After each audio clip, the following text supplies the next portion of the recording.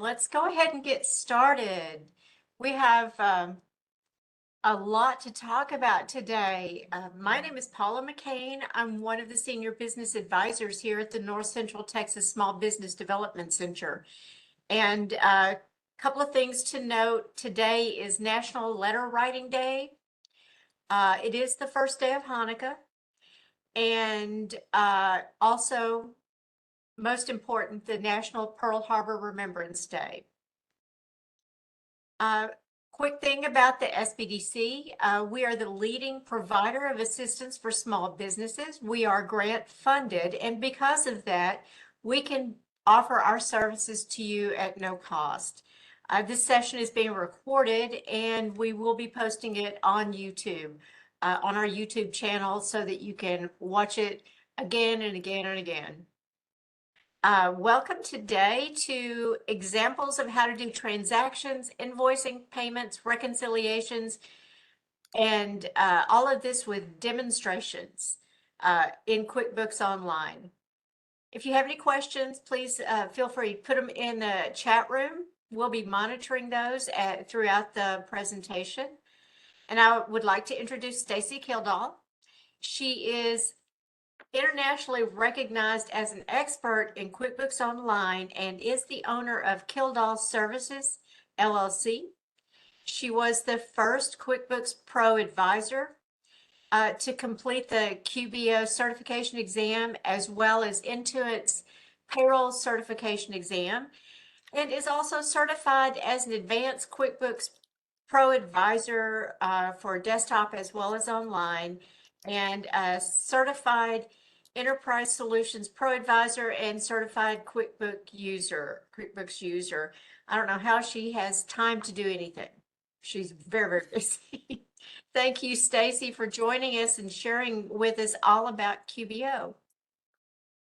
Well, thank you, Paul. I really appreciate it. I want to thank you guys for asking me to do this again. I'm always so honored to be able to do these sessions with you guys. It's always really fun. I'm going to just share my screen in just a moment. I just got to get everything all arranged perfectly so that you guys can see it.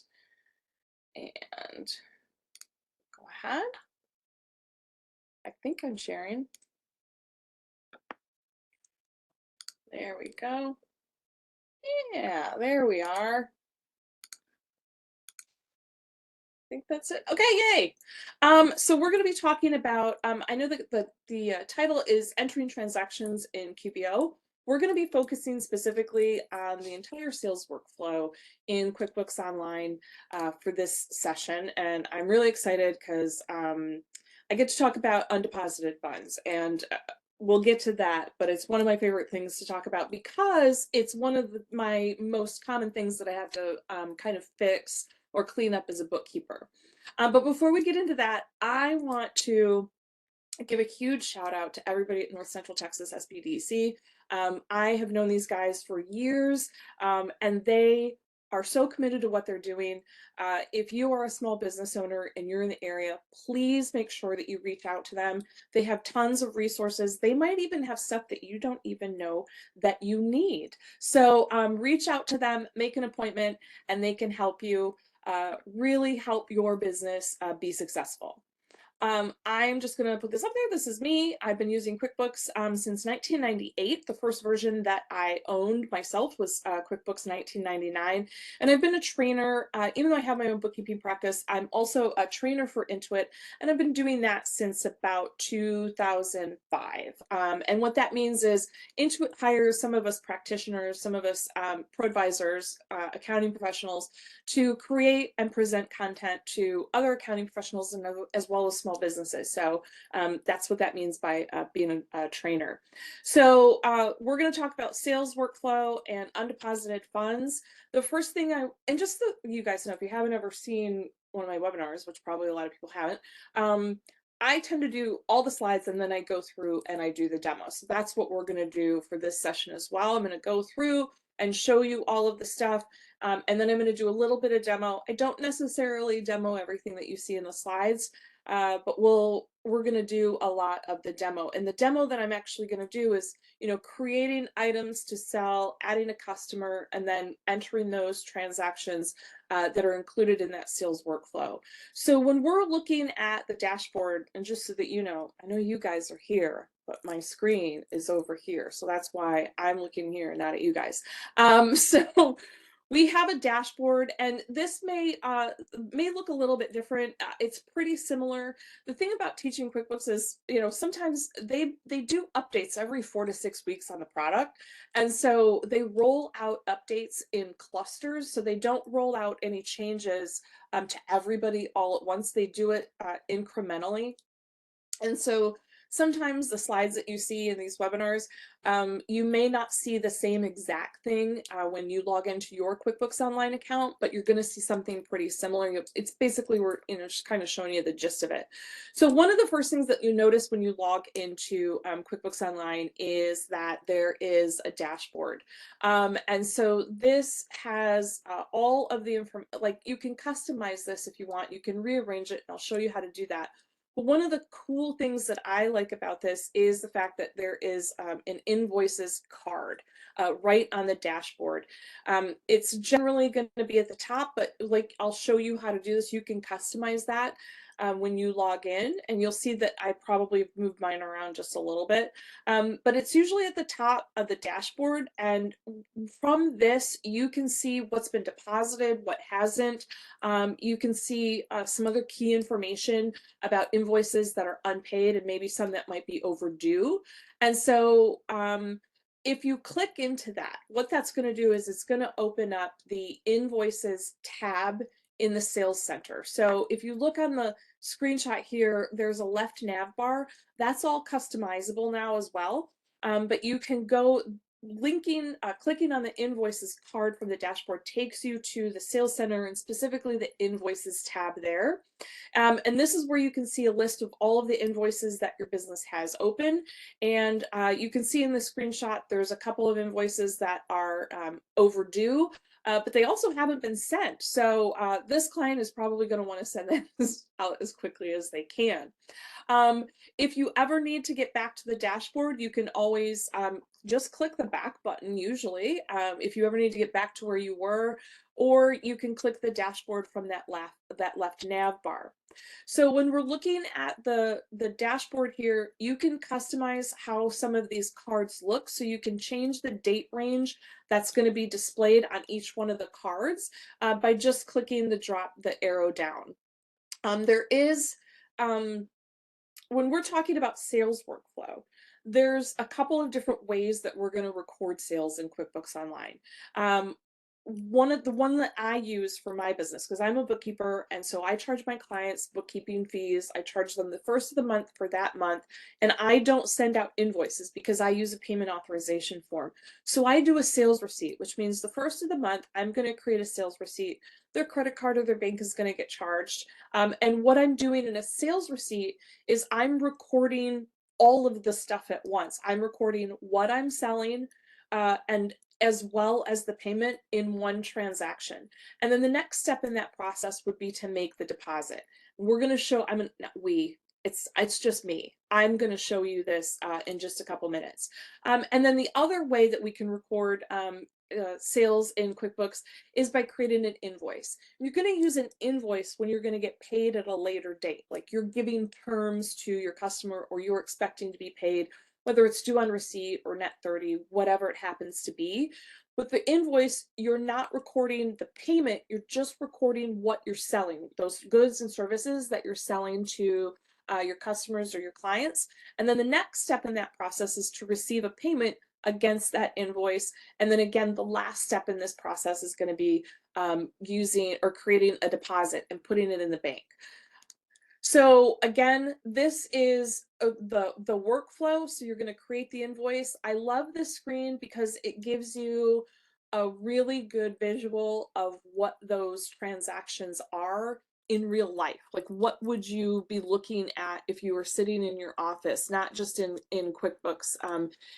Here's the invoice, right? So you're sending this invoice, you're sending that out to your client, whether you're mailing it to them or emailing it to them.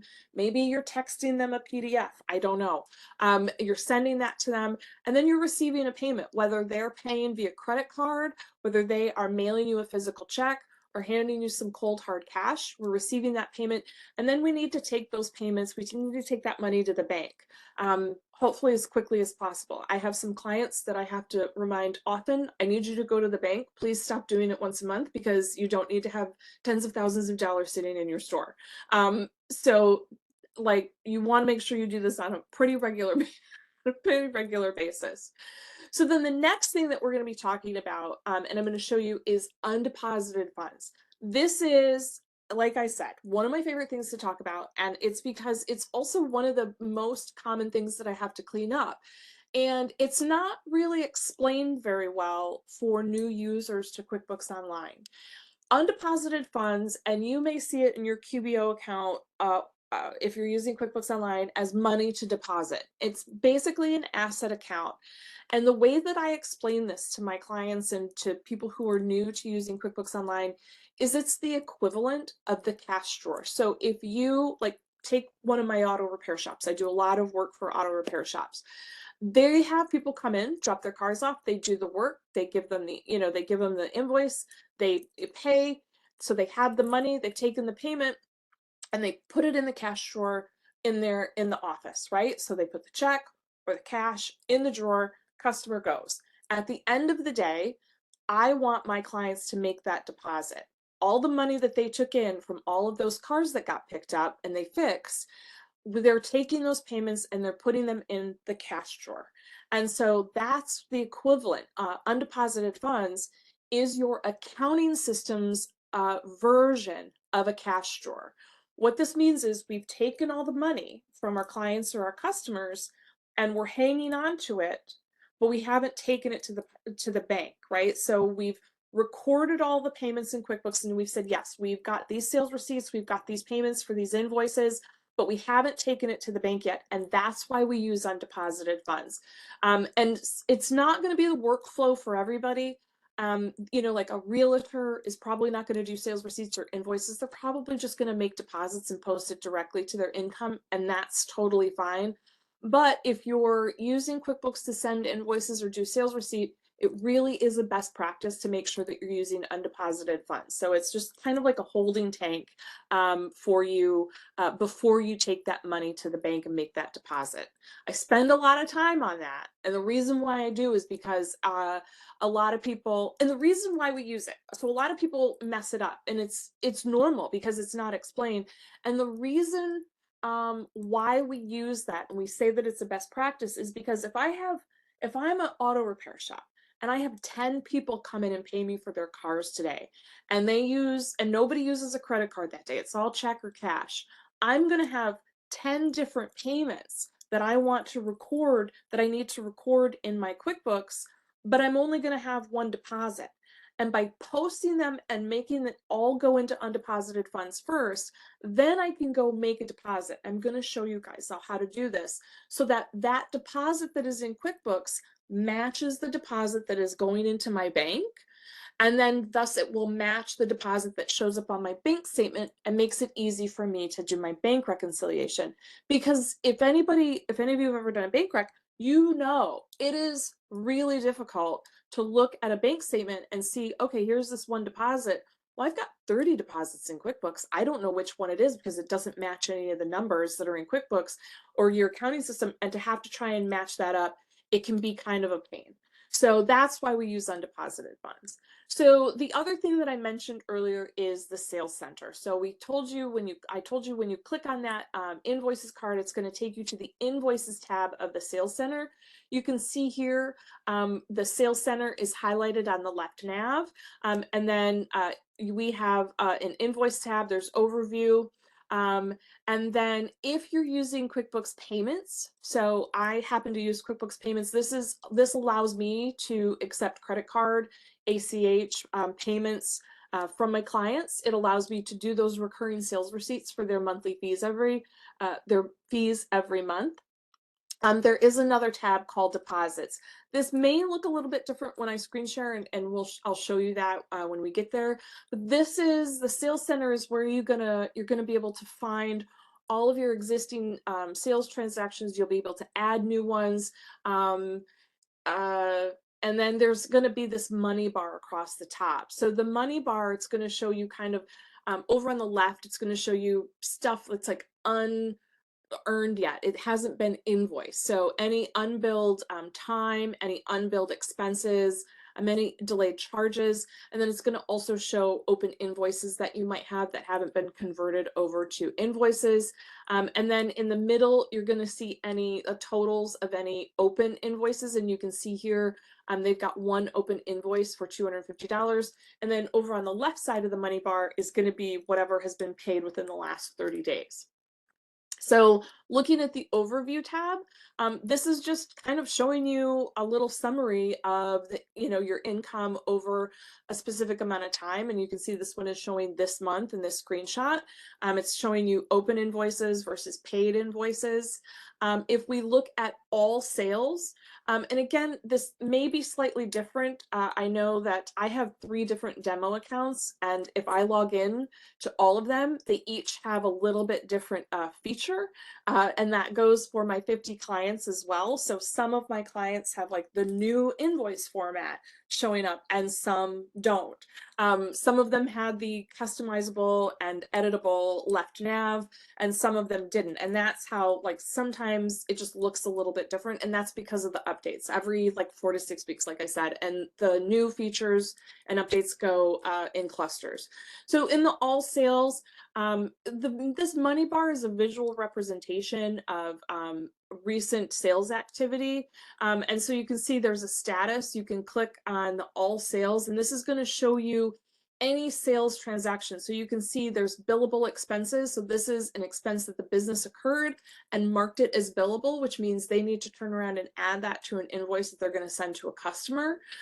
We have a delayed charge. So a delayed charge would be something where I'm saying, okay, I'm doing this now, but I'm gonna invoice for it later.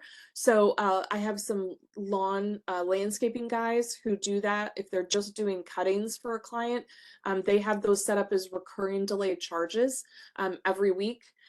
So you may see those, and at the end of the month, they create an invoice and pull all those delayed charges. We can see also an invoice here. You would see sales receipts as well, and then you can see the status over in the status column that says whether it's open, whether it's closed, overdue, what have you. And then we have the action column over on the very furthest right.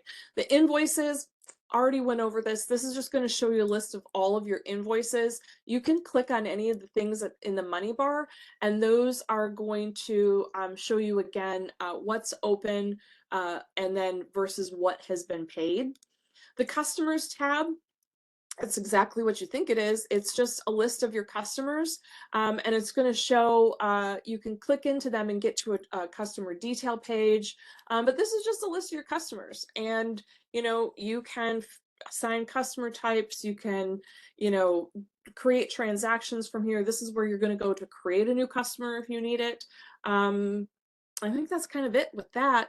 And then we have our products and services, which you may also hear me or just in other videos or other trainers refer to as your items list. So your items, your products and services, this is the stuff that we sell, right? So this is going to be, for me, this is going to be speaking engagements. If I'm doing an event for Intuit, I have an item called speaking, and that, or I think it's speaking or training, but that has, it's connected to an income account. So I can create different income accounts and then have those items point directly to those income accounts. I can also create what's either like a 2-sided or a double-sided item, and I can tell QuickBooks, not only do I sell this to a customer, but I also purchase it from a vendor as well, so that you can see profitability on even products, goods, or services in QuickBooks. And this is where you're going to go add all of that stuff. I'm going to show you how to add an item and add a customer.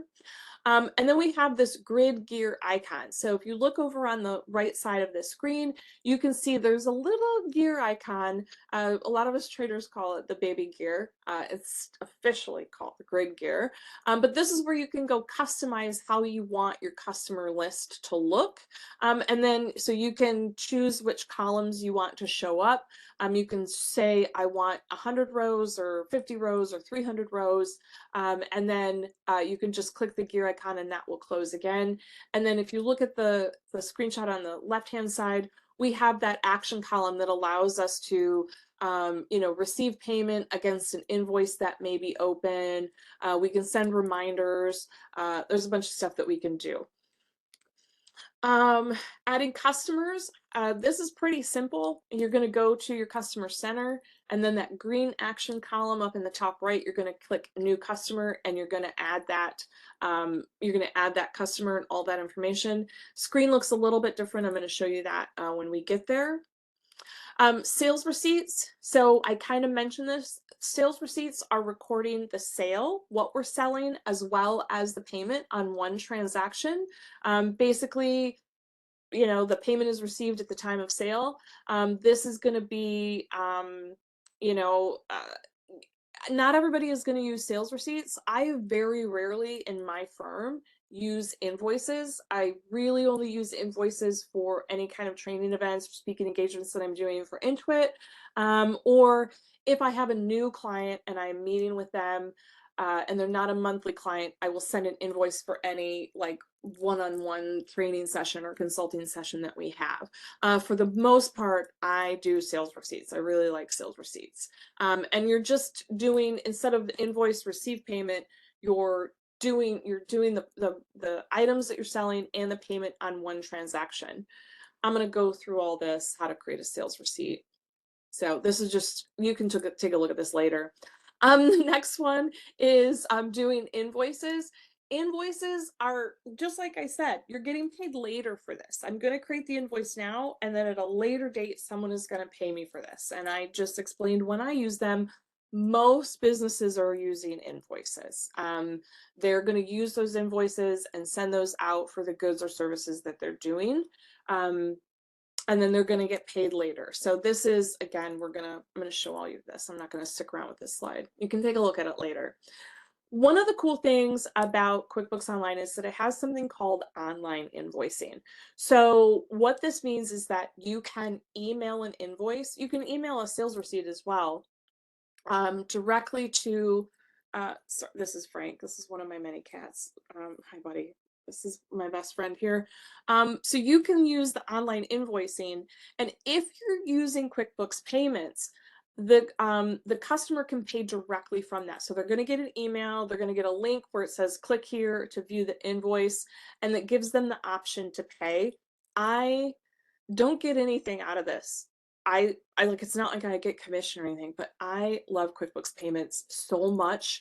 I was one of those people who I dug in my heels where I'm like, I am not going to accept credit cards because I don't want to pay the fees. And then now I'm never going back to not taking credit cards and using QuickBooks Payments, because it makes it so easy. And I'm not the kind of person who, I don't charge the fees. I consider the credit card processing fees as the cost of me doing business. The advantage of being able to get paid pretty much instantaneously is worth that 3% that I have to pay. So the way that QuickBooks invoicing, or the online invoicing, works is you create the invoice in QuickBooks, you send it. If you're using QuickBooks Payments, they can pay it. The magic of this is that QuickBooks will take that invoice when somebody pays online, they'll automatically mark it as paid, and the rest of the workflow is already done. So if you're using QuickBooks Payments with online invoicing, once you create the invoice, if your clients or your customers are paying online with it, you're done, because QuickBooks marks the invoice as paid, it records the deposit, and it also records the fees for the transaction.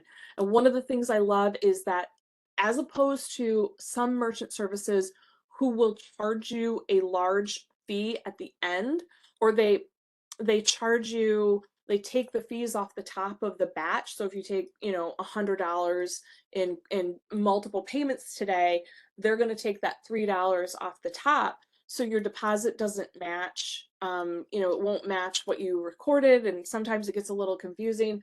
What I love about QuickBooks Payments is the payment that you take is that's the deposit, and then the fees are separate, but they happen every day. So when the deposit hits, the fees hit, instead of like one big lump sum at the end of the month, or the fees being taken off the top. Also, one of my favorite things about QBO with the invoicing is if you open an invoice, you can scroll all the way to the bottom of the screen and you can see when you sent it. You can also see when the person received it and opened it up and looked at it. So being from the Midwest, we're super passive aggressive. It is the medium in which we paint our masterpieces, being passive aggressive. And so one of my petty favorite things to do, because I can be petty and infantile, is to have a client who has a session coming up. Maybe I've never worked with them, and which is why I require all my invoices to be paid 24 hours before we meet. And I'll say, hey, this invoice is still open. And they'll say, oh, I didn't get it. And I can open up that invoice and scroll right to the bottom and say, well, gee, are you sure? You didn't get it? Because you might want to check the security on your email. Somebody might have access to your email account because it looks right here like somebody viewed it at 214 and 319 and 450, and somebody has viewed this invoice 4 times. So if it wasn't you, maybe you might want to check the security of your email. But that's just me, because like I said, I am petty. But it's one of my very favorite things. So you can see the history of the invoice when you open up the invoice, and I'll show you how to do that. You can also check the status of any of those online invoices from the invoice page, or the invoice tab in the sales center. And so you can click into that and you can see when it was paid and when it was deposited. So this is just, I kind of explained how this all works. This is just me, this is just reiterating what I just told you about how the whole online invoicing works. And then just this automated workflow, whereas once you send the invoice, and again, you have to be using QuickBooks Payments. Even if you're not using QuickBooks Payments though, you can still see when the invoice was sent and when it was viewed. So if you're not using QuickBooks Payments, don't worry about it. You can still send the invoice and they can still view it online. And you can still see when they viewed it, which is I really like that. So the next thing that we're going to talk about is receiving payments. So this is where you can go to receive the payments or see you know, all of the open invoices. You can say receive payment from the action column here. You can do this from the customer center, like the customer list. You can do this from the invoices list. You can also do this from the plus new. That's generally how I do it if I'm manually receiving a payment in, and I'll show you when I get to the demo and how to do that. This just shows you all the steps in how to receive the payment. And then this shows you the next step in the process, which is create a deposit. So the workflow is going to be sales receipt, make deposit, or invoice, receive payment, make deposit. And the key with both of those workflows is the undeposited funds process. So moving over here to QuickBooks, this is what I am going to show you guys. So this is that dashboard that I was talking about. Before we get to that, I want to show you over here. I moved my screen so I'm right underneath so I can look at you while I'm doing this. But over on the left nav, you can see this is all customizable. So if you have things that you do often in your business, you're going to want to click on this little pencil icon, and you can edit the bookmarks that you see at the top. So I'm a big fan of, like, I never have anything on my desktop, on my computer or my desk while I'm working, because otherwise my brain gets too distracted. And it's the same way with the left nav bar. This is probably the biggest gift I've ever been given for like work-related gift, was being able to customize this, and it's user specific. So if you do it and you have other people that are using QuickBooks Online, this is just your customization. Other people have their own. And so I do different things when I'm working with my clients' QuickBooks accounts than what they do. So, I do different things for different clients. So being able to go in and customize this, these are the things that I do and that I use the most, and add those to the bookmarks. is huge. The other thing is you can customize, you can do it from here, but I'm going to close this because you can also customize this menu. And so this is saying, okay, these are the things that I use a lot. I don't necessarily need budget, so I'm going to move that. I don't mess around with the budgets. That's something my client's going to do. I tend to deal with taxes. I'm doing payroll. I'm pulling reports. These are the things that I'm doing for my clients, but I'm not doing them as often as I am with the stuff that I have in the bookmarks. The other thing here that I can do is I can also drag and drop. Intuit calls that little icon right here a grip icon. I just called a little box of dots. That's what I call it. So I'm going to want to customize this, and maybe I'm putting the stuff that I do more up at the top, or maybe I want to, you know, just group it and have similar things next to each other. The other thing that I do want to show is that you can get to that bookmark stuff you don't have to close out. You can edit the menu and the bookmarks at the same time. I just wanted to show that little pencil next to the menu. And then if I add, say, oh, maybe I go down here and I want to look at, the customer menu, maybe, or maybe I want employees.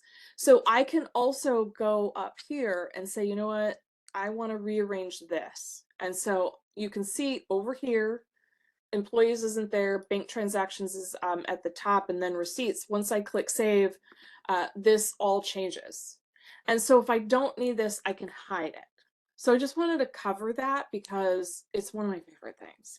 So this, moving on to the dashboard. So this is the dashboard, and like we were talking, if I click into this, it's taking me to that invoices center, right? And so you can see we have a few different tabs. I can also get to the sales center. If I go to my menu, you can see this is a little bit bold. It's very subtle, but it's telling me that I am in my sales center. I can also get to the sales center if I'm not on the dashboard by going to the menu and getting here the same way. So if I were to go here and just, click invoices, it's going to take me to the same page. Going back to, I'm clicking my back menu or my back button, and going back to the dashboard. One of the cool things is there's bank accounts here, there's just sales. This is where I mentioned that you could drop this down and change the date range. The other thing that you can do that's really new and what wasn't on the screenshots when we created the PowerPoints is that I can customize this if I want.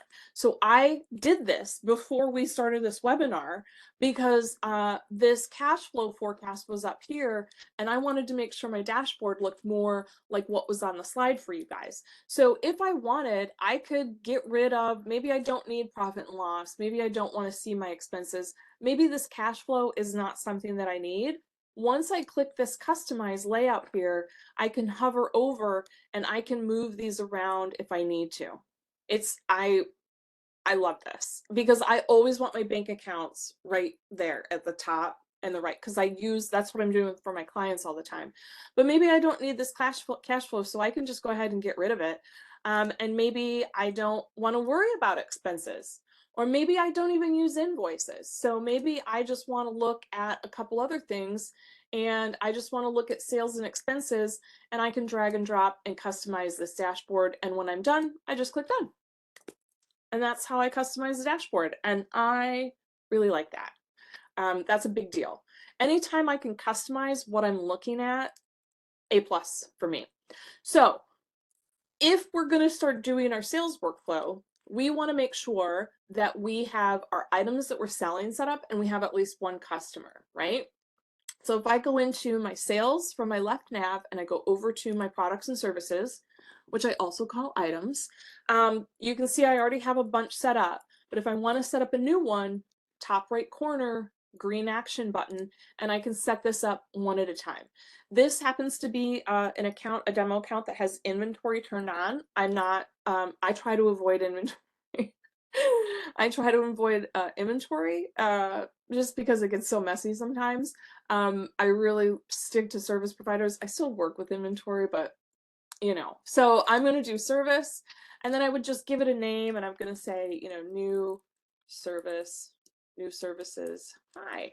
And then I can choose a category. A category is just kind of another way to like keep track of stuff. Like maybe this is, I don't know, like for new construction, you can name your categories anything you want. I don't know if we have any. Oh, we have very original ideas here. We have a new category 1, a new category 2. We can do class tracking. So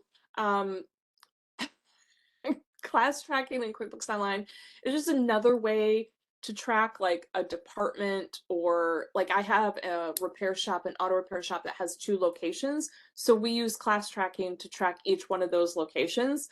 You can see here the classes that they have. Someone, probably me, I did this, I'm sure, a long time ago. Big Bravo Below Deck fan, and that would be me. And so we can assign class tracking for this item. We can give it a description that's going to show up on the sales items. We can leave the price blank. So if this is something that the price varies whenever you use it, you don't have to use a set price.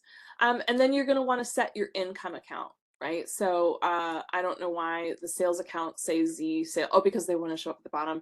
So because this company is called Churros and Burros, we can say, okay, this is some of our churro sales. You're going to set the sales tax rate, and then you can go in and do that. You can mark it as taxable if you click into here. And then if this is a product or service that's not inventory, but you can see this is a service, but maybe we pay contractors, we pay some sort of vendor to do the service, I can choose to make this a double-sided or two-sided item and check this box and then give it a separate description on any bill, invoice, check, or purchase order that I'm going to use this item on. If I have a fixed cost, I can enter it, but I don't have to. And then you just choose your expense or cost of goods account. And that's basically, and then you would just save and close.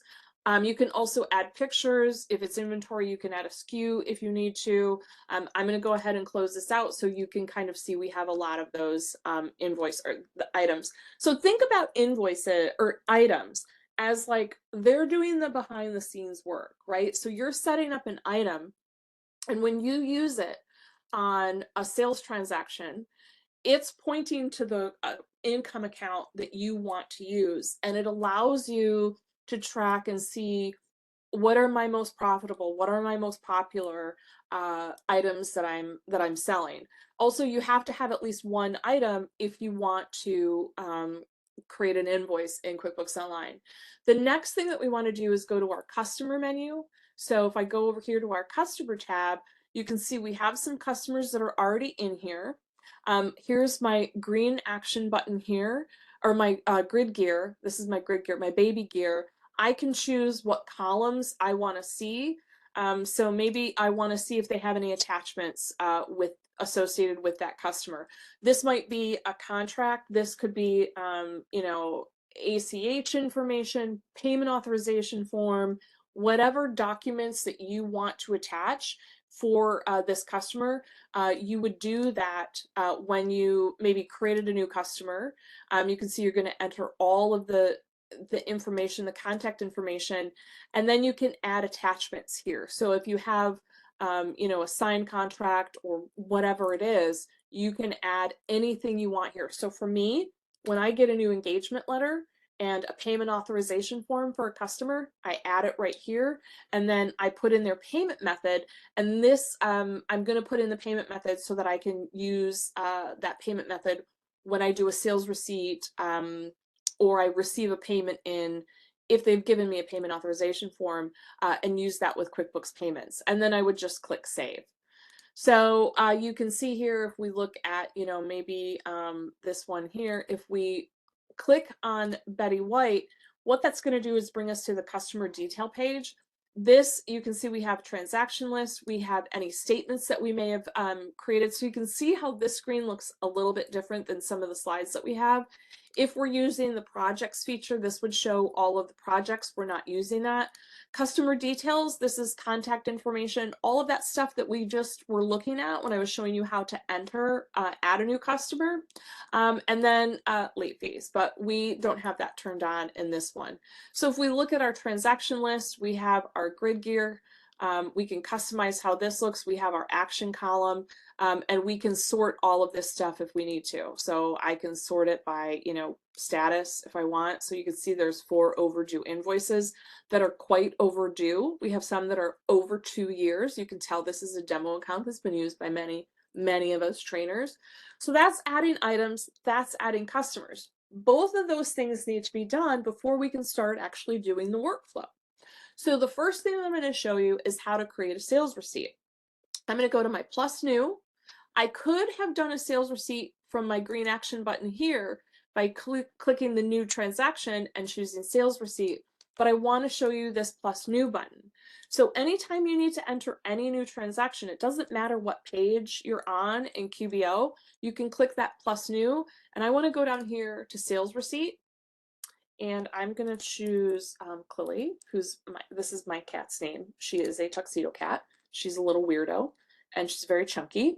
So I'm going to choose the customer, the email address that is associated, that is added into that customer's customer record is going to show up here. If I want, I can change any billing information. I can add shipping information. These are custom fields in QBO Essentials, or no, Plus, I think. Advanced, you can have, QBO Advanced, you can have 15 different custom fields. And then in QBO Plus, you can have 3 that show up on sales receipts. So you can add, and this is something you have to manually enter in. There's no drop down for these custom fields. Sales receipt, I can change that if I need to. The department, this would be considered location tracking, not necessarily class tracking. And then we can go in and do our service date and choose our, first we need to do our payment method. This person is going to pay me cash. And here's where this undeposited funds comes in. As a best practice, deposit to account should always be undeposited funds, even if this payment is the only one we're taking today and it's the only thing going to the bank, right? Best practice, undeposited funds, because it gets you in the habit of going through that sales process, right? So we're going to create a sales receipt. When I'm done with this, I'm going to go create a separate invoice, receive a payment, post that received payment to undeposited funds, and then make a deposit. So you can see how the deposit and the undeposited funds all comes together. So we're doing undeposited funds. I'm going to choose, we're going to sell a bridal for the borough. We're going to give them maybe a discount. Maybe we're going to sell it for $70. So even though there was a default amount that was set for this bridal, so we set this borough bridal up in our products and services or our items list, and the default sales price that we set was $75, but this is a great customer. Maybe it's Paula. She's buying a brand new bridal for her favorite borough. I'm going to give her a discount because she's amazing. And I'm going to say it's $70. She's giving me cash for it. I'm posting it to undeposited funds. I'm either going to save and print it if she's here with me, or I can save and send it to her and email it to her, or I can just save and close. And I'm going to go ahead and save and close. I'm missing class fields, but that doesn't matter. We're not worried about class tracking right now. So that's my sales receipt. I've posted it to undeposited funds. So another part of the workflow, and it's kind of separate. This is a different workflow. So you might use sales receipts for some invoices or for some customers or clients, and you might use sales receipts, right? And then you might use invoices for another. So we're going to do another invoice, and I'm just going to pick Betty White's, right? National treasure that she was. And Betty is going to, she's going to be purchasing a saddle blanket. I'm going to charge Betty White full price because I'm sure Betty White would have been able to afford $95 for a bridal blanket or a borough blanket, saddle blanket. I'm going to leave all of this. I'm going to leave the date. You can see there's no place to add the payment. I can say, here's my invoice date. This is net 30. I can choose this down and say, no, you know what? I'm going to give Betty White 15 days to pay me. If she was here, I know she would pay me on time. So I'm going to choose net 15. And then I'm going to go choose save and send, and I'm going to send this to her. She's going to get that online invoice. She'll be able to click open, click on the invoice, see it, save it as a PDF, do whatever she needs to do. If I was using QuickBooks Payments, up here at the top, I don't have a payments account, but if I did, I can say I want to let her pay either with a credit card or a bank transfer. Bank transfers are always going to cost a little bit less. Cards, I think, are 3%. I don't know what the percentages are right now or the pricing, but I think bank transfers are 1%. So if I had that, I could say, yes, I want to let her pay online. If I had a QuickBooks payment set up with this demo account, don't. I can print or preview this, and I can print it and mail it to her. But I'm going to go ahead and I'm going to say save and close again. I could also say save and share link. This is really cool because if I do save and share link, it's going to, oh, I have to add an invoice or an email, sorry. We'll just add one, stacyk.net, right? So now I can say save and share link, right? We're not worried about class tracking. And so what is going to come up is this specific link that allows her to view this. I can send this to her any way that I can contact her. I can text it, I can DM her via, whatever social media if you want. I could even purposely mail it to her, like if I wanted to send a manual email, open up my email, any way that I can get this link to her, I can send it. So I can just say copy link, close it, and then do that. And then I can just go ahead and save and close.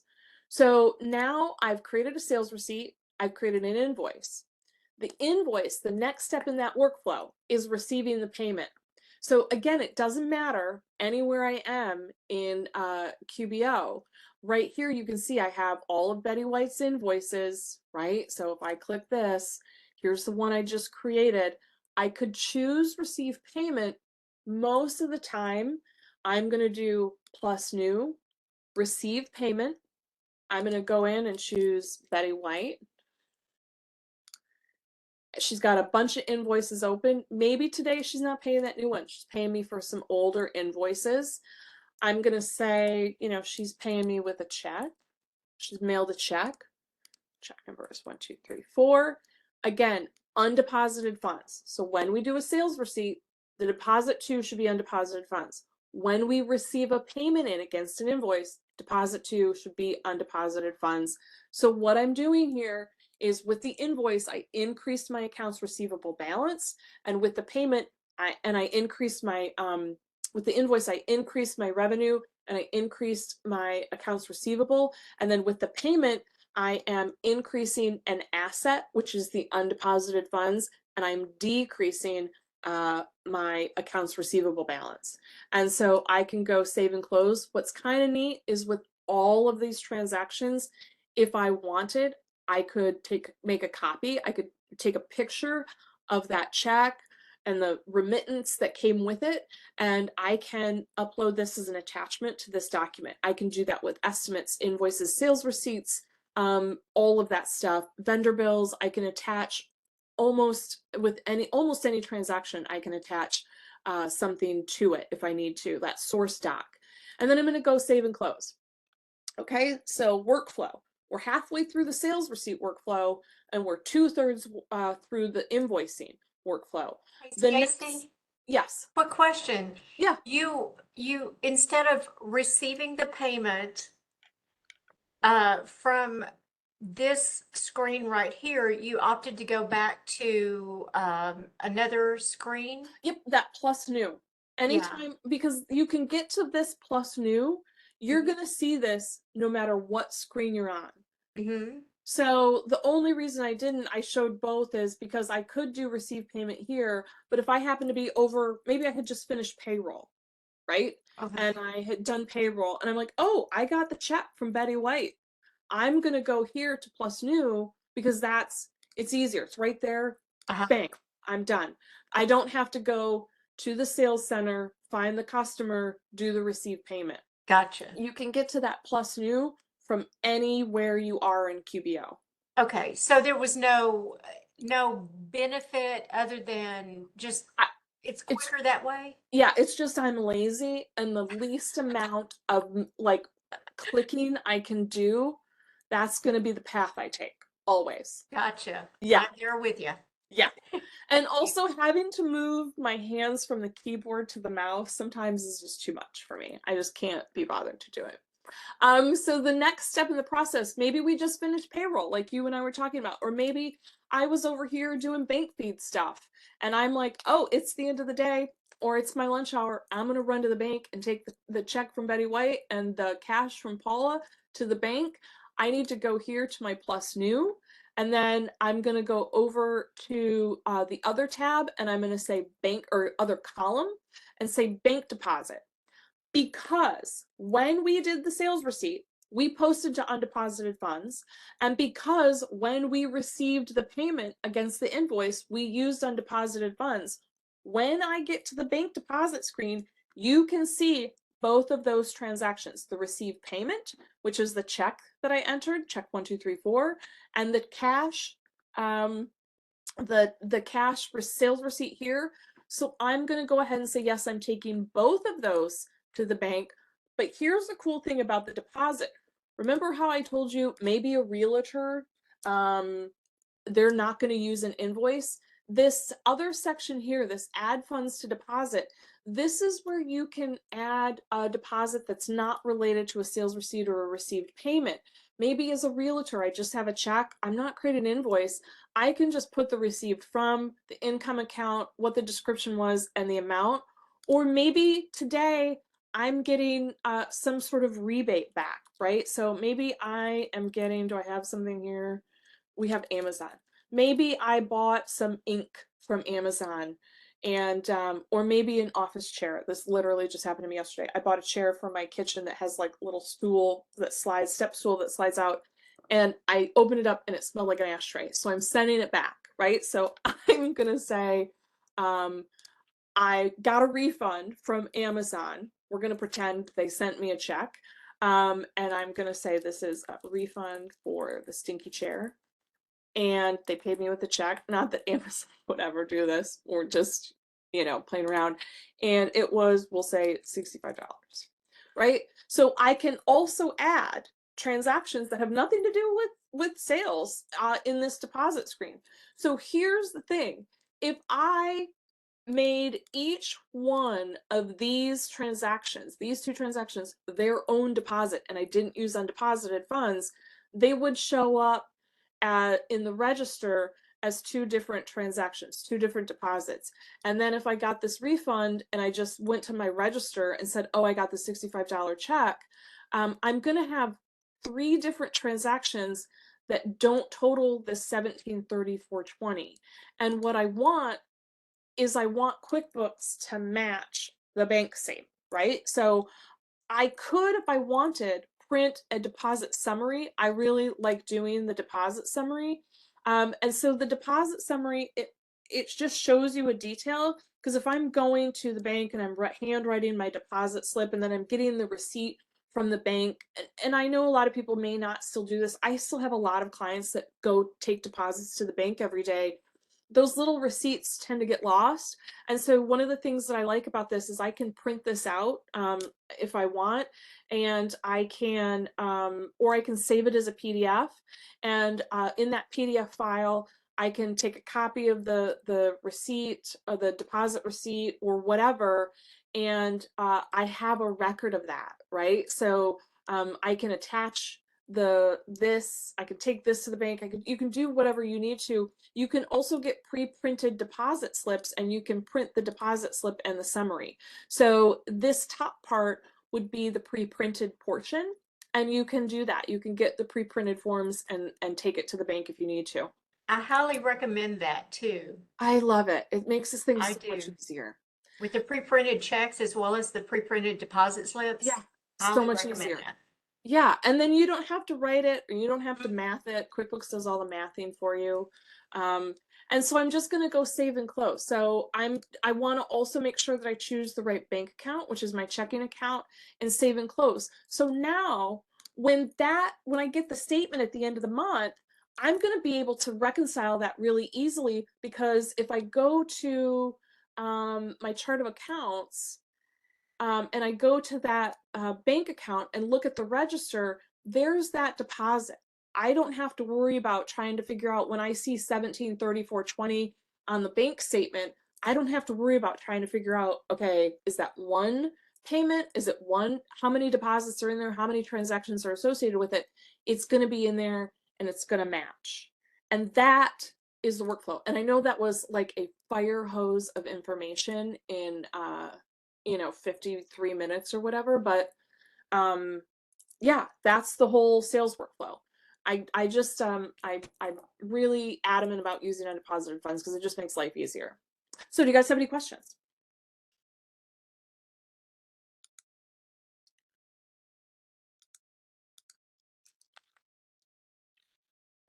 I believe you're muted, Paula. Thank you. I always do that. Welcome. I do too. So, when you pull the register and look at it, do you ever find any undeposited funds that you have to research and figure out what's going on, or So what is your one of the process? biggest things is clients will, because they don't understand the workflow, right? And so they'll do the invoice, they'll receive the payment, they'll post it to undeposited funds. And one of the biggest problems that happens, it's one of the biggest mistakes, and is they'll see if they have the bank feed connected, right? So if we go over to bank transactions, and I think there's only a credit card connected here, but if they were in their bank feed and they saw a deposit come in and they didn't make the deposit transaction in QuickBooks, they could possibly post the deposit and post it directly to an income account. So if QuickBooks doesn't have anything to match that deposit to, a lot of times users will just enter the deposit and post it directly to an income account, and now we have an overstated asset, which is undeposited funds, and we have income that has been doubled. And so one of the things that we find a lot when we get new clients and we do like our quick review and then we do our cleanup is we see a large balance in undeposited funds. But the bank reconciliations are perfect. And so what that means is that someone has been doing the first 2/3 of the workflow or the first parts of the workflow and just not doing the deposit part.